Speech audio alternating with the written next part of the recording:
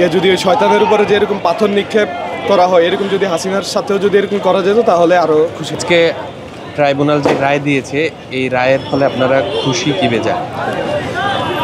আজকে যে রায় দিয়েছে এই রায়ের উপর আমরা খুশি, কিন্তু আরেকটু খুশি হতাম যদি হাসিনাকে যদি জনসম্মুখে ফাঁসি অথবা শাহবাগ মোড়ে হাসিনাকে ঝুলিয়ে জনগণের উপরে যদি ছেড়ে দেওয়া হতো, যে জনগণ কী করতে চায়, জনগণকে যদি ওই শয়তানের উপরে যে এরকম পাথর নিক্ষেপ করা হয়, এরকম যদি হাসিনার সাথেও যদি এরকম করা যেত তাহলে আরও খুশি হতাম।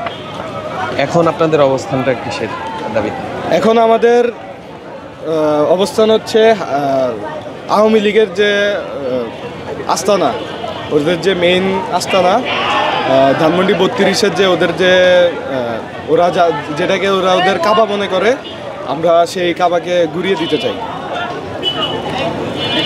এখন পর্যন্ত প্রশাসনের কাছ থেকে এই ব্যাপারে কি বলা হয়েছে আপনাদের? প্রশাসনের কাছ থেকে আমরা এখন পর্যন্ত এরকম কোনো সহযোগিতা বা কোনো পাই নাই। প্রশাসনের কাছে আমরা বলতে চাই যে প্রশাসন আমাদের ভাই, প্রশাসন আমাদের বিপক্ষে যাতে না যায়, জনগণের বিপক্ষে প্রশাসন না যায়, আমরা এটাই চাই। সাবেক আইজিপির যেই রায় দেওয়া হয়েছে রাজসাক্ষী হওয়ার ফলে তার শাস্তি কমিয়ে এনে 5 বছরের কারণে, এই বিষয়ে আপনার কি মতামত?